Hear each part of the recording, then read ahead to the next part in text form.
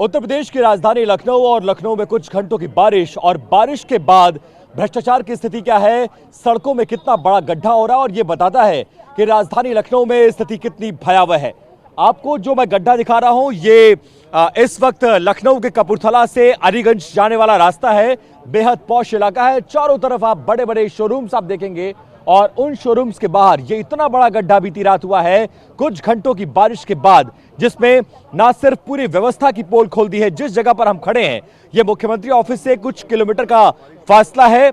नगर निगम का ये बेहद पॉश इलाका है और अब एहतियातन इस पूरे रास्ते को रोक दिया गया है। जेसीबी मशीन, क्रेन, पुलिस के बैरियर्स और इस रास्ते पर आवाजाही को पूरी तरह से बाढ़ कर दिया है। ये इलाका आप देखिए पूरी तरह से रोक दिया गया है और बड़े बड़े शोरूम्स हैं। सबसे गनीमत की बात ये रही कि जब ये घटना घटी है तो रात का अंधेरा था, इसलिए कोई हादसा नहीं हुआ, वरना अगर दिन का माहौल होता और उस वक्त अचानक ये सड़क धंसती तो एक बड़ा हादसा हो सकता था।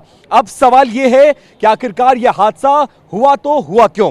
कुछ घंटे से लखनऊ में लगातार बारिश हो रही थी और उसके बाद जो सीवर दिख रहा है आपको, ये सामने सीवर का ये पूरा होल नजर आ रहा है और वहां से पानी लीक करता है। जो पानी का प्रेशर बनता है, नाला चौक हो जाता है, सीवर लीक कर जाता है और पूरी व्यवस्था जिस तरीके से सड़क बनाई जाती है, किन मानकों का पालन किया जाना है, पाइपलाइन कहां से जानी है, बिजली का पोल कहां लगना है, सीवर्स कैसे होना है, उन सब में नियमों की अनदेखी की गई और उसका खामियाजा अब इस इलाके में रहने वाले लोगों को भुगतना पड़ रहा है। जगह जगह गड्ढे हो गए हैं। इस तरह से सीवर लाइन पूरी तरह से कहीं पर चौक है और कहीं पर लीक कर रही है और अंदर ही अंदर पूरा सड़क खोखली होती जा रही है, जिसका खामियाजा यहां के लोगों को भुगतना पड़ रहा है। अब आप देखिए कि सारी पाइप्स यहां टूटकर बिखरी पड़ी हैं।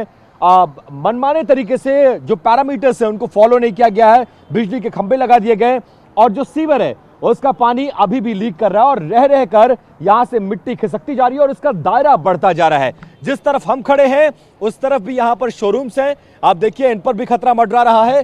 सड़क के इस पार हो, सड़क के उस पार हो, दोनों तरफ बड़े बड़े शोरूम है। ये पॉश इलाका होने के नाते मेन रोड भी है और यहां से लेकर वहां तक गाड़ियों की आवाजाही को डाइवर्ट किया गया है, पुलिस को लगा दिया गया है, जल निगम के अधिकारियों को और रह रहकर अभी जब हम इस रिपोर्ट को तैयार कर रहे हैं उस वक्त भी मिट्टी खिसकते जा रही है।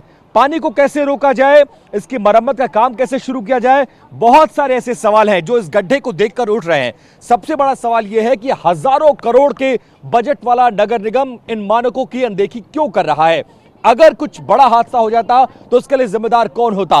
राजधानी लखनऊ में अगर यह स्थिति है तो बाकी शहर, बाकी इलाकों में क्या स्थिति होगी। लेकिन यह बड़ा सा गड्ढा बताता है कि सिस्टम में कितना बड़ा गड्ढा है, मानकों की अनदेखी कैसे की जा रही है और उसका खामियाजा अब यहां के लोगों को भुगतना पड़ेगा। यह पूरा पॉश इलाका अब कुछ दिन के लिए बंद किया जाएगा। अधिकारियों को समझ में नहीं आ रहा है कि हम शुरुआत कहां से करें, क्योंकि मिट्टी दरकती जा रही है और इसका दायरा बढ़ता जा रहा है। रात में जिन लोगों ने देखा था वो छोटा सा गड्ढा था, लेकिन जैसे जैसे वक्त बढ़ रहा है मिट्टी खिसकती जा रही है और मिट्टी इस पानी के साथ बहता जा रहा है।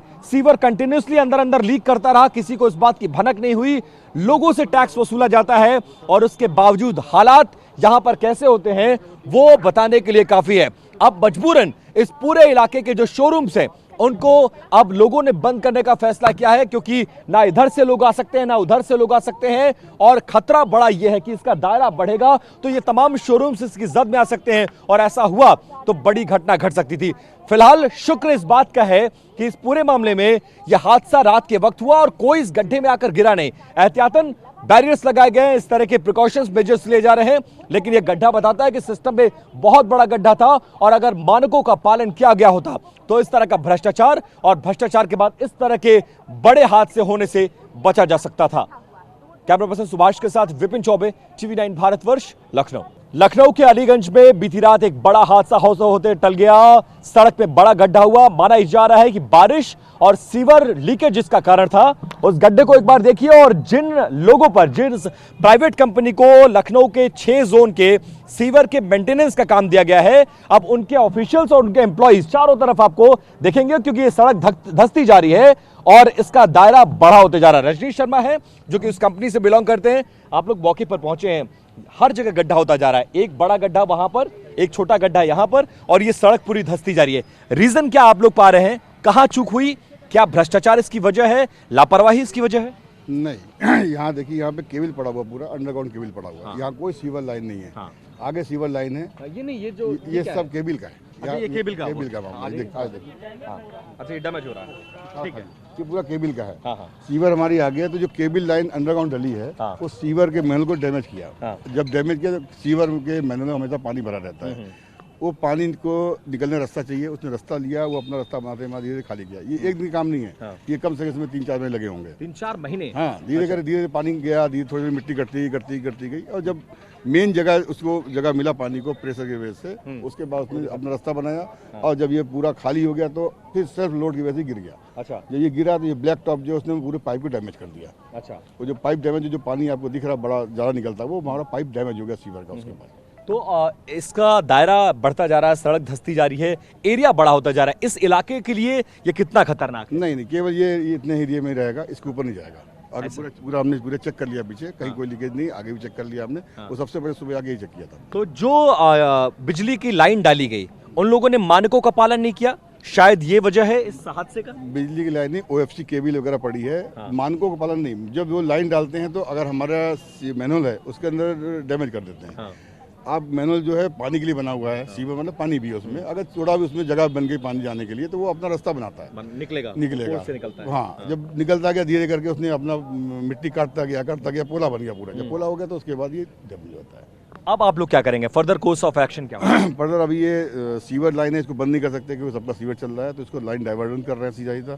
पीछे मैनुअल में रोक लगा के उसको पंप के थ्रू पानी डाइवर्ट करेंगे हम, उसके बाद इसको पूरा रिपेयर करेंगे, फिर इसको धक्का देंगे। तो और भी कई जगह ऐसा देखने को मिला है। सिर्फ यही रीजन है कि जिन लोगों ने अपना काम किया है, मतलब अपने डिपार्टमेंट का काम, केबलिंग का काम किया गया है या जिस तरह का काम किया गया है, अगर उन्होंने प्रॉपर मानकों का पालन करते हुए अगर आपकी सीवर लाइन को छेड़ा ना होता तो शायद ये नहीं होता। शायद नहीं होता।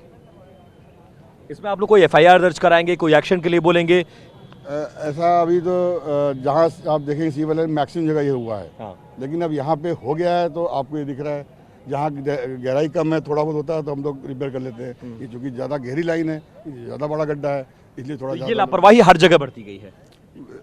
हर जगह मैनुअल मिलेगा आपको, केबल वालों ने ये लापरवाही बरती है हर जगह पे। तो अब इसका सॉल्यूशन क्या है? अब सॉल्यूशन हमारे पास मेंटेनेंस काम है, हमें तो मेंटेन करना है। अगर ये पानी रोक नहीं सकते, चला सकते, हम करना पड़ेगा। आपने एक बात कही कि 4 महीने से सब कुछ हो रहा था, ऐसा कोई सिस्टम नहीं है कि अगर लीकेज हो रहा है तो आपके पास अलर्ट आ जाए और उस जगह को आप डायग्नोस कर लें, आइडेंटिफाइड कर लें? नहीं, अभी ऐसी कोई टेक्नोलॉजी नहीं है कि जमीन के नीचे क्या हो रहा है। अब अभी जो भूकंप आता है वो लोग देख लेते हैं कितना आने वाला है, बट कब आएगा किसी नहीं पता होता। तो इससे हम लोग अभी इतनी ज़्यादा टेक्नोलॉजी नहीं है, नीचे मिट्टी कहाँ खाली हो रही है दिख जाए हमें। ठीक है, बहुत शुक्रिया बात करने के लिए।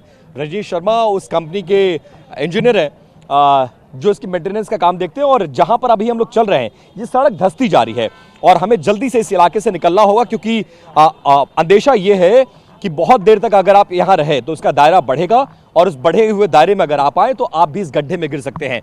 सबसे बड़ी बात और सबसे राहत की बात यह है कि इतना बड़ा गड्ढा हो गया लेकिन कोई बड़ा हादसा नहीं हुआ।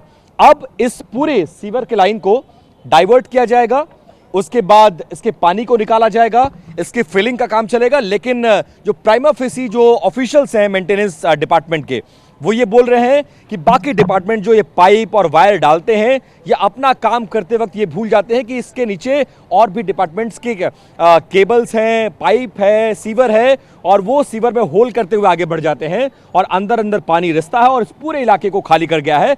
इस तरह की लापरवाही सिर्फ अलीगंज के इलाके में नहीं है, जहां जहां ये केबलिंग का काम हुआ है वहां वहां पर ये लापरवाही हो रही है और उसकी वजह से इस तरह के हादसे लगातार लखनऊ में बढ़ते जा रहे हैं। कैमरा पर्सन सुभाष के साथ विपिन चौबे, TV9 भारतवर्ष, लखनऊ।